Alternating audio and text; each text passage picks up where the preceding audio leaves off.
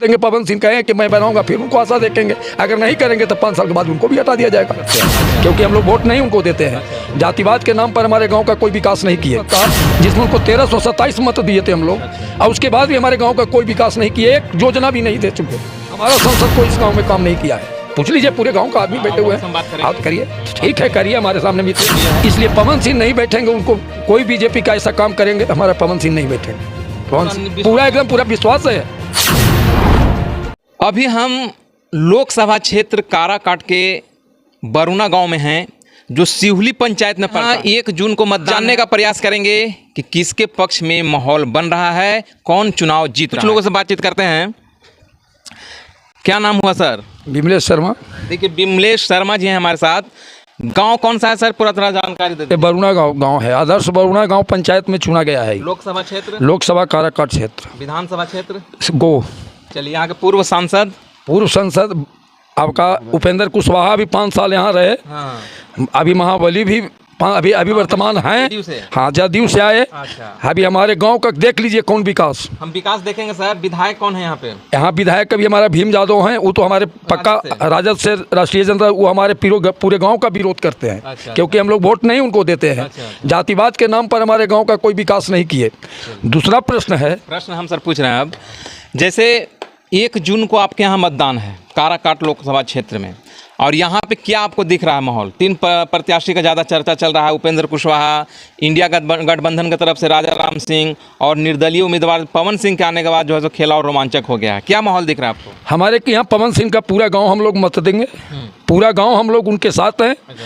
हमारे गांव पूरा 900 कुछ वोट है ना, 900 कुछ वोट है। जितना पोल होगा हमारा पवन सिंह का वोट पोल होगा। इनको भी 5 साल देखेंगे। मोदी के नाम पर हम किसी को वोट दे करके हम अपना गांव को देख लें। मोदी यहाँ देखने आ रहे हैं कि हमारा संसद देखने आते हैं, तो क्या हमारे गांव के देख लिया जाए कि गांव के रोड की हालत क्या है। वोट उसी को देंगे, पवन सिंह कहें कि मैं बनाऊंगा, फिर उनको आशा देखेंगे। अगर नहीं करेंगे तो 5 साल के बाद उनको भी हटा दिया जाएगा। अच्छा, क्या उम्मीद लग रहा है? जैसे पवन सिंह अभी निर्दलीय उम्मीदवार हैं, क्या लग रहा है आपको कि मैदान में टिकेंगे या मैदान छोड़ के भाग जाएंगे? जाति गणित के आधार पर अगर जो चुनाव होगा तो पवन सिंह चुनाव निकाल लेंगे। निकालने की बात तो तब आती है जब पवन सिंह मैदान में रहेंगे। क्या आपको ऐसा लग रहा है, जैसे मनीष कश्यप भी थे जो बिहार बदलने चले थे, अब देखिए कि जाकर बीजेपी में शामिल हो गए, खुद बदल गए, तो आपको क्या लगता है कि पवन सिंह मैदान में रहेंगे या वो भी मैदान छोड़ के चले जाएंगे? यहाँ कोई बीजेपी कैंडिडेट नहीं है, इंडिया गठबंधन है। इसलिए पवन सिंह नहीं बैठेंगे, उनको कोई बीजेपी का ऐसा काम करेंगे, हमारा पवन सिंह नहीं बैठेंगे। पूरा एकदम पूरा विश्वास है। 9 तारीख उनका नॉमिनेशन है और नॉमिनेशन करेंगे। जैसे बीजेपी अभी उनके प्रयास में है कि उनको बीजेपी में वापस लाया जाए, मान मनोबल चल रहा है। अब यदि पवन सिंह चलेगा, तब आप लोग जिस तरह से बात कर रहे हैं पवन सिंह करेंगे तो हम लोग उस तरह काम करेंगे कि उल्टा वोट देंगे। जो हमारा कोई निर्दलीय बहुत कैंडिडेट होंगे, कि उपेंद्र कुशवाहा के वोट नहीं मिलेगा। उपेंद्र कुशवाहा नहीं मिलेगा, राजा राम को दे देंगे। अच्छा, लेकिन उपेंद्र कुशवाहा को नहीं देंगे। उपेंद्र कुशवाहा से इतनी नाराजगी क्यों? क्योंकि मेरे गांव का कोई 5 साल वो सांसद रह चुके, जो हमारे गांव में 14 था, जिसमें उनको 1327 मत दिए थे हम लोग, और उसके बाद भी हमारे गांव का कोई विकास नहीं किए, एक योजना भी नहीं दे चुके। तो उनको किस आधार पर हम वोट दें फिर? क्योंकि फिर 5 साल के बाद आए हैं। अच्छा, जैसे ठीक है, गांव की स्थिति तो ठीक ठाक दिख रही है, लेकिन हम लोग जिस रास्ते से आ रहे थे उसकी स्थिति बद से बदतर है। वो तो आकर उपेंद्र कुशवाहा से दिखाया जाएगा कि आप हमारे के यहाँ आए हैं, आप क्या किए हैं, से देखिए आपकी योजना क्या मिला है हमारे के यहाँ। अब तक कितने प्रत्याशी इस गांव में आ चुके हैं? पवन सिंह आए आज के 6 महीना पहले। जदयू का आपका कोची नम्मा है उनका, महाबली सिंह भी यहाँ आए कि हम रोड बना देंगे, वो चले गए, रोड नहीं बना। सिर्फ वादा करके चले गए, कहीं कि एकदम चुनाव के पहले काम लगेगा।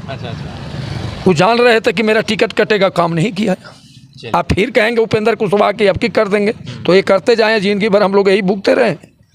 यहाँ कोई काम अभी तक संसद का नहीं हुआ है। हमारा संसद को इस गांव में काम नहीं किया है। पूछ लीजिए, पूरे गांव का आदमी बैठे हुए हैं, आप करिए, ठीक है करिए। हमारे सामने मिथिलेश शर्मा बीजेपी का नेता हैं, इनसे भी पूछ लीजिए। हाँ, भी बात करेंगे। लेकिन आपके अनुसार प्रधानमंत्री नरेंद्र मोदी जी के 10 साल का कार्यकाल कैसा रहा? बहुत अच्छा रहा। नरेंद्र मोदी के हम लोग को चाहना है। अगर यहाँ कमल फूल के यहाँ मिलता, हम लोग कमल फूल के वोट देने के लिए तरस रहे हैं कि कमल फूल को वोट दें, लेकिन कमल फूल कभी मिलता नहीं है। कभी तीर आ जाता है, कभी झोपड़ी आ जाता है, कभी कुछ आ जाता है। हम लोग तो कमल फूल के देने के लिए सब कुछ हम लोग जागृत हैं। सब समर्थन है, चाहे कोई भला रहो या बुरा रहो, लेकिन कमल फूल खाली दूसरे को आ जाता है और यहाँ देखता ही नहीं है। मोदी जी के नाम पर हम लोग मर जाए। चलिए बहुत बहुत धन्यवाद। चलिए देखिए, सब विरोधी करने वाले हैं, जो उनका विरोधी है। कोई विरोधी की बात नहीं है, इंग्लैंड से ही ये बात आई सामने और अब जो है सब मीडिया में छाया। आप अभी भी मोबाइल खोल के देख सकते हैं, हम निकालिए मोबाइल। ठीक है, लेकिन हम लोग भाई नहीं सुने और न मोदी जी पर ऐसा विश्वास है कि सारी जनता को हार्ट अटैक करवा के मुआ देंगे। यही तो आरोप है। यहाँ पे हम लोगों से बातचीत किए लोकसभा चुनाव 2024 को लेकर, जो 1 जून को यहाँ पे मतदान है। लोगों की राय कि अब की बार फिर से मोदी सरकार। और दूसरी बात जो सबसे रोचक और रोमांचक है कि यहाँ पे जो है सो निर्दलीय उम्मीदवार पवन सिंह का पलड़ा भारी है। यदि पवन सिंह मैदान में रह जाते हैं तो बहुत टक्कर देने वाले हैं राजा राम सिंह को, जो इंडिया गठबंधन की तरफ से हैं, और एनडीए के प्रत्याशी उपेंद्र कुशवाहा को। इन दोनों को कड़ी टक्कर देते दिख रहे हैं पवन सिंह। इस तरह के न्यूज़ के लिए आर्चा न्यूज़ से जुड़े रहें, परिवर्तन तक न्यूज़ से जुड़े रहें। हम आपको दिखाते रहेंगे और सरकार से सवाल पूछते रहेंगे। आप देखते रहिए गांव-गांव, गली-गली सर्वे।